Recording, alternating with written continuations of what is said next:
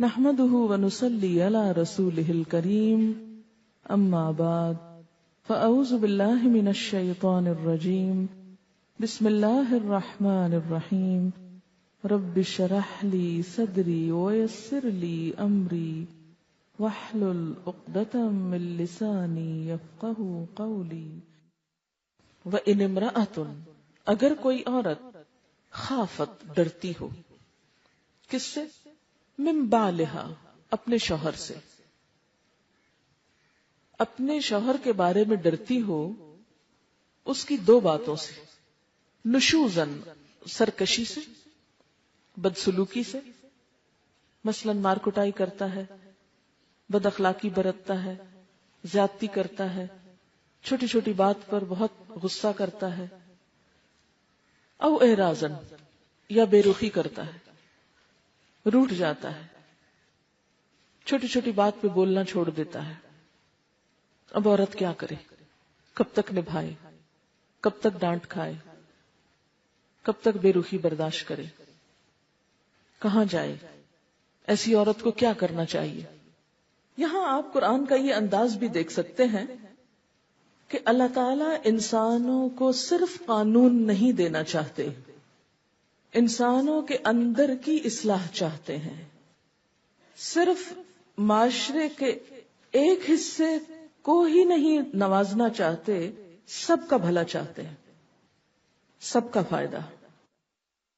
اور معاشرے کے کمزور طبقات کے حقوق دیے بغیر عورتوں کو بھی ان کا حق صحیح طور پر نہیں دیا جا سکتا، کیونکہ معاشرے کے مختلف افراد ایک دوسرے سے جڑے ہوئے ہوتے ہیں، ایک دوسرے سے ملے ہوئے ہوتے ہیں۔ بالکل ایسے ہی انسانی معاشرے کو جیسے ایک جسم سے تعبیر کیا گیا۔ اب آپ یہ کہیں کہ میں اپنے سر کا تو حق روز دوں گی لیکن اپنے پاؤں کا نہیں دوں گی، یا دائیں ہاتھ کا تو دوں گی اور بائیں کا نہیں دوں گی، تو ایسے میں کچھ بھی اصلاح نہیں ہو سکتی۔ جب آپ اپنی بھلائی چاہتے ہیں تو ہیڈ ٹو ٹو پورے جسم کی بھلائی آپ کو سوچنی ہوگی۔ مثلاً آپ دیکھیں کہ اس وقت دنیا میں جیسے امن و امان کو خلل ہے، تو اگر ہم کسی ایک خاص خطے میں امن قائم رکھنا چاہتے ہیں اور باقیوں کو اگنور کر دیتے ہیں تو کیا ہوگا؟ امن قائم نہیں ہو سکتا۔ اسی طرح اگر ہم معاشرے کے کچھ افراد کو تو حق دینا چاہتے ہیں اور باقیوں کو چھوڑ دینا چاہتے ہیں تو ایسا معاشرہ کبھی بھی پرامن نہیں ہو سکتا۔ ایک خاندان کے اندر ایک شخص کو تو حق مل رہا ہے اور دوسرا محروم ہے تو اس خاندان میں کبھی خوشیاں نہیں ہو سکتی۔ کسی بھی کپل میں اگر صرف مرد کو حقوق مل رہے ہیں اور عورت محروم ہے تو ان دونوں کے آپس کے تعلقات درست نہیں ہو سکتے۔ اس میں ہوتا ہے کہ عموماً جو طاقتور ہے وہ تو اپنا حق چھین کے بھی لے جاتا ہے، لیکن کمزور کو دلوایا جاتا ہے۔ اور اگر ہم بطور عام قرآن کا مطالعہ کریں تو یہ بات سامنے آتی ہے کہ کمزوروں کے حقوق کا خاص طور پر لحاظ رکھنے کا حکم ہے۔ آپ صلی اللہ علیہ وسلم اپنی وفات سے قبل جو آخری باتیں فرما رہے تھے ان میں سے ایک تلقین کیا تھی کہ عورتوں اور غلاموں کے بارے میں خاص طور پر اللہ سے ڈرنا، کہ آپ کو اندیشہ تھا کہ ان کے حقوق مارے جائیں گے، کہ معاشرے کا ایک کمزور حصہ ہے۔ انسانی معاشرے میں کبھی حالات ایک جیسے نہیں رہتے، شوہر اور بیوی کا تعلق بھی اسی طرح اونچ نیچ کا شکار ہوتا رہتا ہے۔ کبھی ایک فریق خوش ہے تو دوسرا ناراض ہے، کبھی دوسرا خوش ہے تو پہلا ناراض ہے، کبھی ایک اپنی ذمہ داری پوری کر رہا ہے اور دوسرا غافل ہے، اور کبھی وائس ورثہ۔ دونوں کے تعلقات میں اتار چڑھاؤ آتا رہتا ہے۔ انسان صرف گوشت، ہڈی اور خون سے بنا ہوا نہیں، انسان کے اندر لطیف احساسات اور جذبات بھی ہیں جو مختلف اوقات میں تبدیل ہوتے رہتے ہیں۔ تمام جذبات کا مرکز دل ہے۔ دل کو عربی میں قلب کہتے ہیں۔ قلب کا معنی ہوتا ہے الٹ پلٹ ہونا۔ انسان کا دل الٹ پلٹ ہوتا رہتا ہے اور یہ تمام انسانوں کے ساتھ ہے۔ اگر آپ دیکھیں اپنے بچپن کو تو اس وقت آپ کی پسند کچھ اور تھی۔ ایک بچہ دنیا میں سب سے زیادہ اپنی ماں کو چاہتا ہے، اس کی طرف دوڑ دوڑ کر جاتا ہے ہر خوشی اور غم کے وقت. لیکن آپ نے دیکھا کہ بچے جب بڑے ہوتے ہیں، ٹین ایج میں آتے ہیں، تو ماں باپ کا رول ان کے لیے سیکنڈری ہو جاتا ہے. اب ان کے دوست اور معاشرہ ان کے لیے زیادہ امپورٹنٹ ہو جاتا ہے. پھر وہ عمر گزرتی ہے، شادی ہوتی ہے، پھر خاندان اہم ہونے لگتا ہے. شادی کے ابتدائی دنوں میں شوہر اور بیوی آپس میں ایک دوسرے کے لیے اٹریکشن محسوس کرتے ہیں. جب بچے ہو جاتے ہیں تو ان کی پرائرٹی پھر اپنی ذات سے زیادہ ان کے بچے ہو جاتے ہیں. پھر جب انسان بڑھاپے کی طرف قدم رکھتا ہے پھر اس کی پرائرٹیز بدل جاتی. زندگی کے مختلف حصوں میں انسان کی سوچ بدلتی رہتی ہے. یہ ایک بالکل نیچرل سی چیز ہے، اور بدلتے حالات، بدلتے اوقات، بدلتی سوچوں کو اکوموڈیٹ کرنا ضروری ہوتا ہے. شوہر اور بیوی کے تعلقات ہمیشہ خوشگوار نہیں رہ سکتے، اس میں اتار چڑھاؤ آتا رہتا ہے. لیکن چونکہ اسلام اس تعلق کو محض لذت یا شہوت کی بنیاد پر قائم نہیں کرتا، نکاح کی بنیاد پر قائم کرتا ہے. دونوں کو ذمہ داریاں بھی دیتا ہے، حقوق بھی دیتا ہے. اسلام میں شادی کا تصور یہ نہیں کہ جب تک اٹریکشن ہے اکٹھے رہو، جب ختم ہو جائے تو الگ ہو جاؤ. نہیں، کیونکہ بنیاد صرف اٹریکشن نہیں، بنیاد ایک نئے خاندان اور انسانیت کی تعمیر ہے.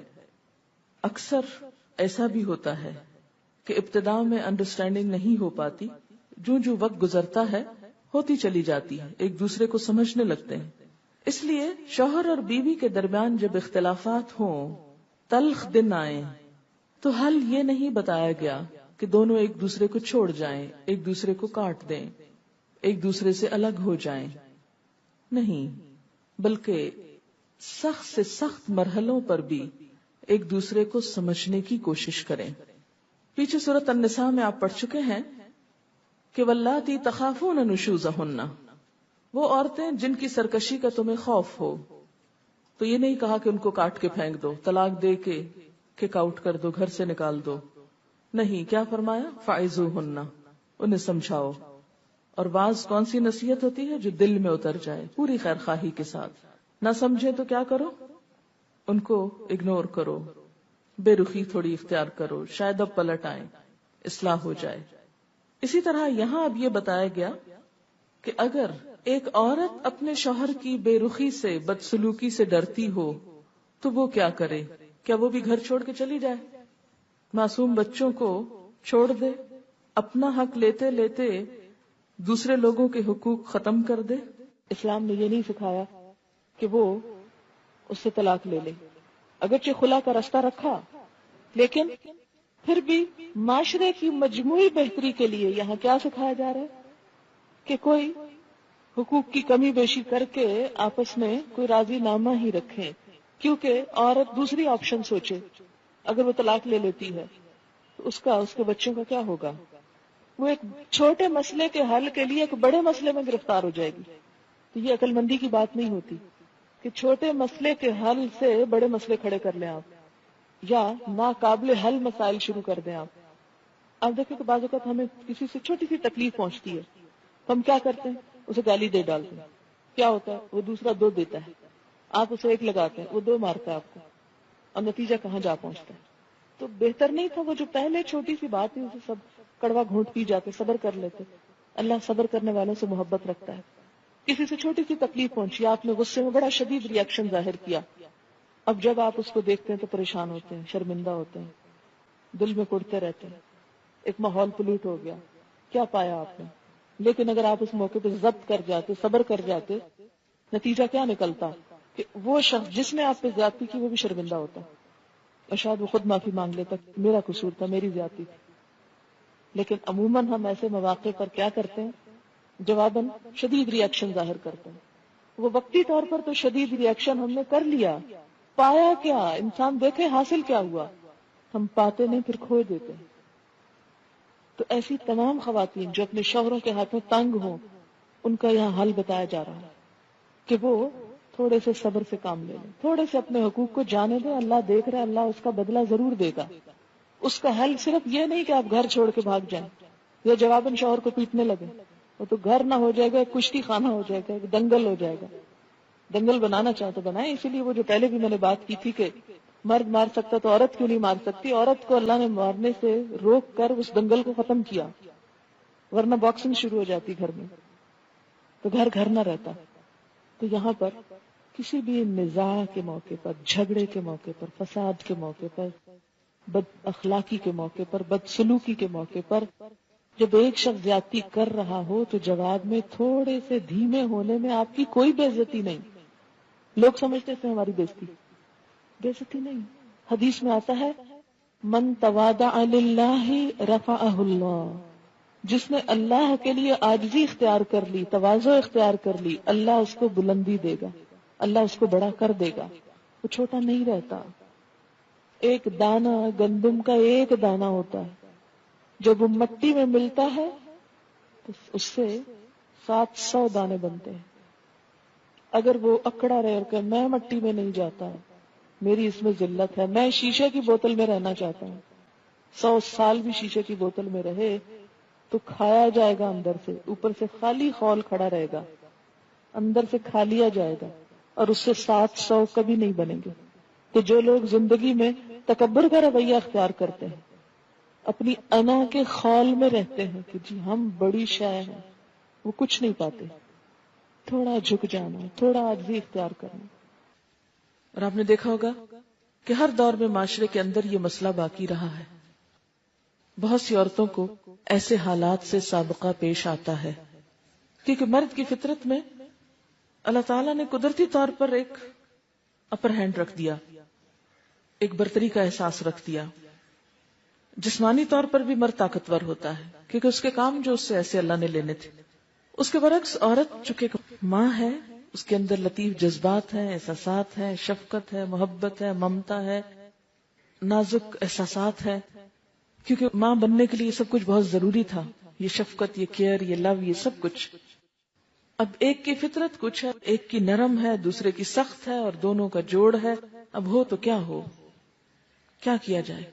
یہ نہیں کہا گیا کہ وہ خلا لے لے، یہ نہیں کہا گیا وہ طلاق کا مطالبہ شروع کر دے، یہ نہیں کہا گیا کہ وہ بھی روٹ کر گھر چھوڑ کے بچوں کو چھوڑ کے چلی جائے، آزاد ہو جائے، یا یہ کہ کسی اور آدمی سے دل لگا لے، یا وہ بھی سرکشی اور بدتمیزی شروع کر دے۔ یہ حل نہیں بتائے گئے۔ کیا کہا گیا؟ فلا جناح علیہما، تو کوئی گناہ نہیں ان دونوں پر، دونوں کو سمجھایا گیا ان یصلحا بینہما، کہ آپس میں صلح کر لیں۔